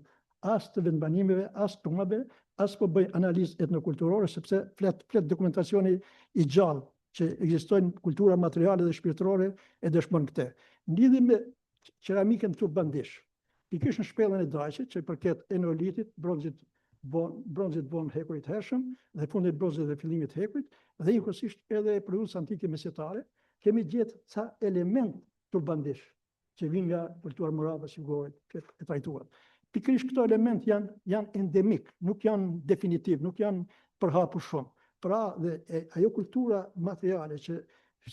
menoj unë, qoftë rrafshet Dugagjinit, qoftë fushë Kosovës, apo Dardanis perëndimore, pra pjesa Dardanis perëndimore, se profesori Tani që është i pranishëm ka gërmuar dhe vendbanimin e Rosujës, bashkë me Bebi Ubanin, pra kultura materiale është e njëjtë. Nuk ka diferenca lokale mund të ketë, por kurse si për bërjen etnike, pra kemi të bëjmë me popullsi Dardanet Mirfield, popullsi Ilire, e cila më mashtoj ato reksin, po s'ka mundësi se dhe mosha ka bët vetën, se dhe sot do t'isha i pranishëm në ato gërmime për të ndihmuar sadopak në evidentimin e kësaj kulture të pasur materiale dhe shpirtërore në gjithë Dardanin. Ju e suksese. Faleminderit atë, po, në qoftë se ka dikush tjetër për diskutim, jemi në cakt 1 orë e gjys kemi në dispozicion sallën. Mendoj ta mund të themi sa fjalë. Kisha shtu Po. edhe një informacion që është mjaft interesant, do thotë, nëse morën në kontekstin kronologjik, që bie në sy varet brenda tumave të periudhës së hekurit të hershëm në pellkun e Kukësit në Kosovë, po edhe në rrafshin e po themi morave që kur janë shumë më të varfër në raport me varet e bronzit e vonë dhe hekurit të hershëm në Shqipërinë e Jugut. Do thotë ka një disproporcion shumë të madh. Si spjegohet kjo, qoftë në zhvillimin e elitave ose avancimin shoqëror, social dhe ekonomik, apo është kjo lloj mode, po themi,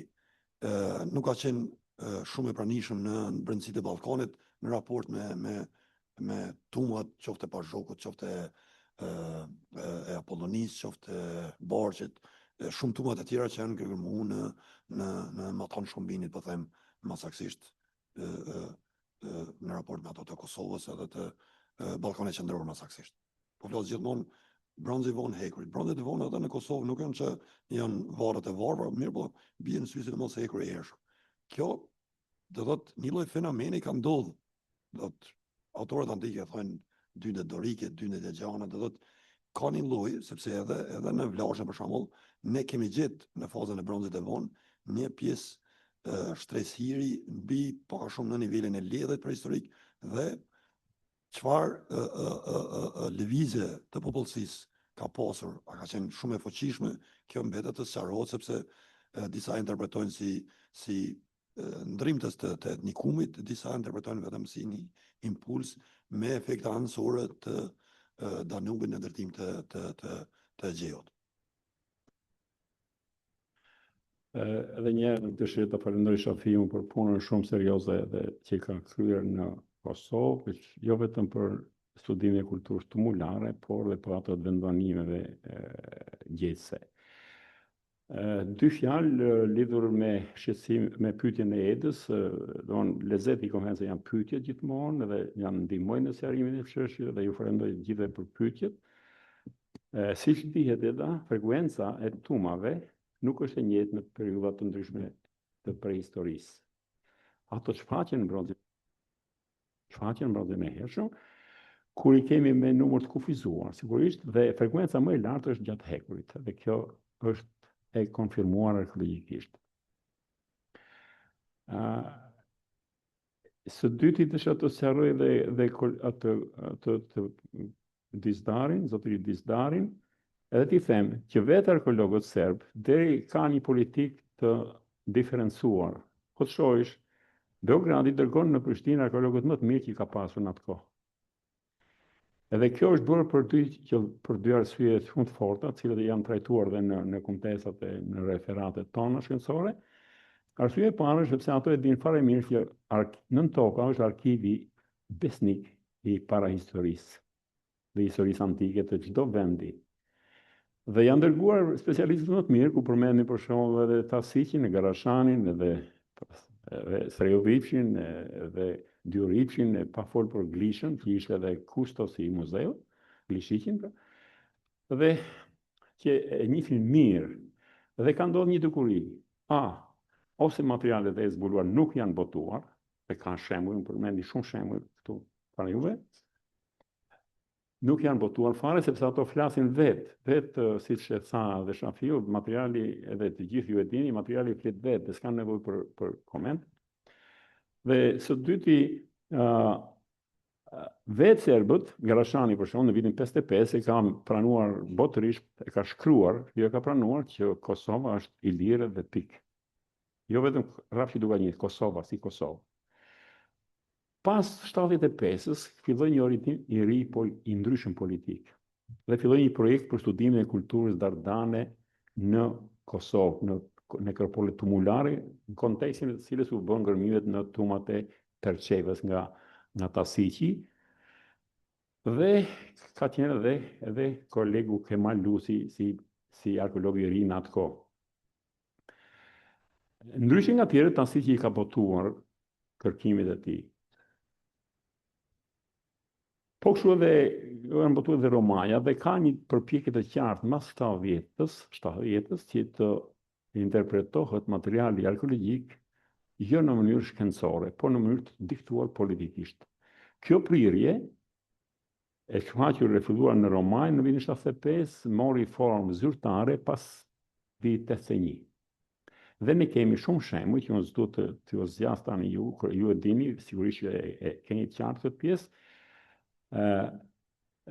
të orientuara politikisht. Mjafton të kujtoj për shembull një nga arkeologët më të mëdhenj të ish Jugosllavisë, Borivoj Çović, i cili në Prahistoria Jugosllavenski zemlja Pesa tek Željezno doba trajton kulturën glasinacit. Në faqen 565 të vëllimit të 5 të këtij libri voluminos, ai thot: kultura glasinacit shtrihet në Bosnjë, Hercegovinë, në Serbinë Perëndimore, në Shqipëri, në Veriut, pra nga lumi shkumbinë e lartë, në rrafshin e Dukagjinit, Bjezë, Kosova. Ka një prirje të sikletshme për ata, por është e turshme për studiusit, që të përjashtojnë Bjezë, Kosova, pra pa Kosova. Në një kohë që të njëjti studius pak kohë më parë shkruante të kundërtën asaj që ka pohuar. Tani detyra e studiusëve në Kosovë është një brez shumë i ri dhe domosdoshmë shumë i mirë, i ri dhe shumë i mirë që po merret me këto tema. Dhe ne kemi avantazhin e madh që kemi kulturë materiale, ne s'kemi nevojë të huazojmë, kemi tonën, dhe kjo kulturë flet mirëfilli në mbështetje të hipotezas së arkeologjisë shqiptare. Në këtë kontekst, unë nuk harroj pa thonë edhe një gjë që duke parë rëndësinë e madhe, ngjashmërinë e madhe, identitetin e madh kulturor që kemi midis Pellgut, Kukshit dhe rrafshit të Dukagjinit, është planifikuar pra në kuadrin e strategjisë akademi, 2 akademive tona, është planifikuar që këtë vit bën ngërmime të përbashkëta arkeologjike në 2 tuma të Qinamakut, ku do të jetë një nga drejtuesit do të jetë doktor Gashi dhe një nga drejtuesit tjerë do të jetë profesor Bela. Dhe këto do të kenë edhe bashkëpunimin e kolegut Surja Lela. Dhe pasi më vonë do të kalojmë dhe në ngërmimet e Përçevës e Merat. Gjithsesi unë e falenderoj një herë së pari profesorin Eritanin për iniciativën, sepse iniciativa ka qenë profesor Eritani për bërë leksione të tipit lectio magistralis, pra dhe Shafiu, siç ju thash, ka nevojë të fol shumë për të, ka marrë shkëlqyshëm doktoraturën, vjen dhe ato në vjen për ta vënë vjetën, pra merret vesh se e njeh në mënyrë të përkryer hekurin, kulturën e hekurit, madje shumë shpesh bënin debate së bashku në ngërmimet. Unë ngulmoja shumë te bronzi, ky te hekuri dhe edhe domethënë kemi gjetur gjuhën e përbashkët për këto pjesë. Por sigurisht arkeologjia ka detyrat e saj më dha përpara për t'i botuar rezultatet dhe tamam në këtë fazë janë edhe Shafiu dhe kolegët e tij në Kosovë. Unë nuk dëshiroj të zgjat, dëshiroj të falenderoj Shafiun dhe ju për leksionin shumë të mirë akademik dhe t'i uroj suksese në vimësi. Harrova t'ju them edhe një ndjesë, profesor Gzim Hoxha, harrova t'u them në fillim, për arsye familjare nuk është sot këtu, kërkoj mirë kuptimin ton për këtë kërkesë, dhe sepse ai është për rasitiet të kryetari seksionit, është arkeolog dhe është mik edhe me Shafiun që në vjen, janë njohur dhe kërkoj ta them këtë publikisht sepse është kërkesa e profesorit, do ta kisha thënë në fillim ka.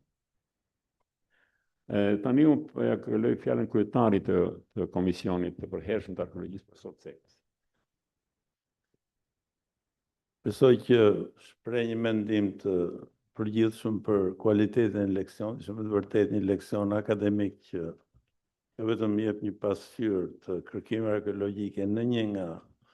rrafshet e këtyre kërkimeve që janë tumat. Kemi sajuar edhe emërtimin kultura tumulare, por në pak arkeologjikisht nuk qëndron ky term që kemi shpik ne në Shqipëri, sepse është pjesë e kulturës së asaj periudhe, nuk është një kulturë më vete. Edhe ajo që pam është kompetenca, mënyra e gërmimit, duket që në pamje kujdesi, duket shkolla gjermanike, e sakt edhe e pastër në dokumentacionin, po edhe një energji pa fund, të gërmosh një numër të tillë tumash të shoqëruara edhe me kërkimet edhe në terren, survey, por edhe me gërmimet në vendbanimet që me të drejtë janë pjesë e kësaj kulture, natyrisht që është një meritë e veçantë e Shafiut dhe ne jemi shumë të kënaqur e kemi pjesë të komisionit tonë. Ana tjetër, dy gjëra do të them, një që paraqitja është e përgjithshme, ka plot detaje që i vuri ndukje dhe Eda, jo vetëm lidhja midis vendbanimeve dhe edhe tumave, është një problem i vjetër. Ai që thot Shafiu që disa nga këto varret, edhe kjo është dhe në mat, kam qenë student kur kam qenë profesor Selim Islami dhe nuk gjenim skelete, as kishte skelete. Pra, mendonim që atëherë që ishin kinotafe, ky nuk është shpjeguar sepse nuk kemi bërë analizën e vendit të gërmimit, e varrit, shohim kamet, sepse si do qoftë kockat nuk zhduken pas një shenjë, sa do acide tjetë toka. Apo kemi të bëjmë me një lloj riti që djegja bëhet jashtë varrit dhe pastaj varri është i zbrazur, dhe ajo që burin duke Shafiu që ka një dinamik në shfaqjen e inventareve, në fillim s'kemi inventare, pas shfaqjen e inventarit varfra, pastaj pothuajse s'duken fare, pastaj duket qartë, domos me banjën që kemi një ngritje kështu vertikale, që nuk është vetëm atje, por në gjithë territorin vjen periudha arkaike ose që nga shekulli 8-7, në fillon po veçanërisht periudha arkaike me shfaqjen e qoftë dhe keramikës me figura zeza që kishit në banjë. Pra, ka dhe një dinamik tillë dhe ajo që nuk i kemi dhënë përgjigje në këtë kontekst është edhe pse janë ato objekte. Ne në antikitet kemi shfaqje që në relievet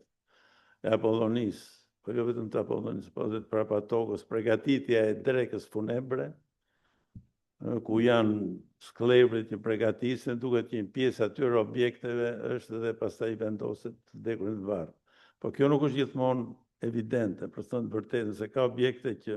nuk janë asnjë mënyrë pjesë e kësaj ceremonie. Pra këto janë aspekte për të kuptuar rëndësinë e këtyre monumenteve që janë monumente kultin, po e tha dhe Eda që kemi një ndërhyrje të vazhdueshme, ndërtohen në bronzin e ershëm, mbetën shekuj pa varrosur, pastaj shfaqen në bronzin e mesëm edhe në bronzin e vonë, harrohen prapë shfaqjen në shekullin 7 deri tek i Pesti, pastaj ne kemi në mat, për shembull, kemi në periudhën helenistike ndërhyrje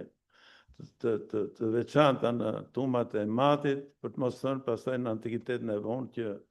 ripërdoren si nekropole. Pra është dhe ky aspekt, janë aspektet të kuptimit social të tumave që përbën një temë të veçantë të studimit të tumave. Së fundit, po jo nga rëndësia, do të them atë që unë ndjej. Unë e kam marrë atë diplomën e nacionalistit, domethënë, edhe nuk s'm bën ndonjë përshtypje të madhe. Ky zotëri ishte çik më nacionalist se unë, për të thënë vërtetën. Kur na sqarove se ndarja midis Rrafshit Dukagjinit dhe Kosovës nëpërmjet dy teknikave të ndryshme arkeologjike, e rritit varrimit, ndikimit që kanë fushat me urna, që duket qartë, por që pashqartësisht që endet ishin i lire, nga forma, rriti është pasaj që vjen nga Europa qendrore, nga Danubi, të dim gjithë. Por nuk tregon për ardhja popullsisë, siç tha, sepse është një shfaqje dhe nuk është fenomeni vetë, nuk kemi ardhja popullsia. Dhe dallimi kronologjik, pra përzihen periudha të ndryshme për thënë që këtu vjen një popullsi tjetër, në mënyrë jo shumë profesionale, dhe kjo fillon në 74-75, kur po veçanërisht në vitin 1980 me Biblën që kanë ato Iliri i Albansi, sepse çdo arkeolog duhet ta lexojë, e keni edhe në internet, ku janë shfaqur pikërisht këto tendenca që për prehistorinë është për ta ndarë në dy areale të ndryshme, për antikitetin me dyndje që vinë nga veriu, edhe veçanërisht pastaj me teorinë që ndikimet trake, qoftë dhe në onomastik duke u nisur nga lista e Prokopit, që nuk është një listë shumë e sigurt për thënë vërtetën, nuk përkon shumë me realitetin, besoj që një pjesë e emrave Prokopi i ka shkruar që nga Konstantinopoli ku e ka bërë veprën. Edhe kështu që duhet mendoj që siç thatë Ademi, nuk kemi nevojë të shpikim. Qofse themi realitetin, ky është realiteti, çdo deformim komprometon shkencën, nuk e ndihmon as politikën shumë. Falsifikimet të tilla janë. Po për fat të keq janë përdorur në Kosovë me viktima, kanë shkaktuar mijëra viktima. Këto lloj falsifikime janë përdorur për të bërë spastrim etnik dhe ne nuk mund të jemi fare indiferent, qoftë për të evidentuar edhe për të thënë vërtetën. Kjo është. Nacionalizmi jonë është korreksia shkencore. Nacionalizmi i tyre është falsifikimi. Duhet të jemi kujdesshëm në mënyrën se si e përdorin. Shpeshherë, veçanërisht për fat keq, kolegët tanë francezë ndikohen shumë nga literatura serbe, në gjitha drejtimet, edhe tek ata i gjen këto kritika që bëhen nga ne, ndaj nesh, sikur ne jemi nacionalistë dhe kriterit vërtetës janë serbët. Kështu që e them përsëris edhe një herë këtë gjë për të rrequr vëmendjen, o shkruajini ato që thoni, po terma në hava nuk janë për Akademinë e Shkencave. Tu që të vish të flasësh për nacionalizëm, për kështu, hajde thuaj atë që ke thënë, leksio magistralis e kanë ftuar këta të rit që e kanë për zemër këtë temë, ja ku e keni katedrën, hajde thoni ç'keni për të thënë,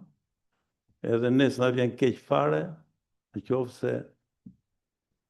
kemi bërë gabime. Hajde thoni ku, si, argumentoni, apo jo, po terma që ne kemi dëgjuar në një kohë që na imponohesh për pikpamjet borgjezo-revizioniste, edhe për mikroborgjez dhe për gjëra të tilla i kemi provuar në lëkurën tonë, këto gjëra nuk kanë më vend në Akademinë e Shkencave. Ju falenderoj edhe një herë, ka edhe nga Instituti Monumente këtu që nga Ministria e Kulturës apo s'ka asnjëri?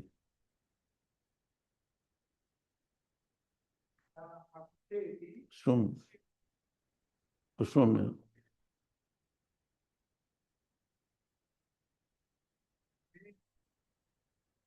Post, ma kujtove Skënderin, për me këtë do ta mbyll me një kështu. Tani ta një gjë me interes që ka një intensitet të, po themi, në bronzin e vonë të dhuratave që bën paktën në varrezat e në tumulare të Kosovës, pastaj ka një varfëri të hekurit hershëm dhe pastaj ka një ringjallje, një shtesë. Dhe kjo mund të lidhet edhe me klimën. Skënder Muçaj e ka këtë fenomen, e ka identifikuar veçanërisht në shekull 7, 8 deri në fillim të 9-s. Pra, dhe nuk është janë arkeologët anglezë sidomos që kanë shpikur termin Dark Age, që ne e përdorim për mesjetën, pikërisht për periudhën e proto-gjeometrikut. Për proto-gjeometrikun është Dark Age, ata thonë me ardhjen e shpatave nga Europa qendrore, me shfaqjen e fibulave masive, që lidhet me të ftohtin, me rritjen me ndryshimin e temperaturës, edhe kështu që është, më duket se është një temë, edhe nga pikpamja është një temë interesante, që është ajo që do ta quajmë arkeologjia sociale, që atje ku nuk ka burime të shkruara është arkeologjia që plotëson bashkëllogjet. Atëherë faleminderit për prezencën, edhe shpresoj jemi gati goca, sidomos. Leksio magistralis, ja ku e keni katedrën,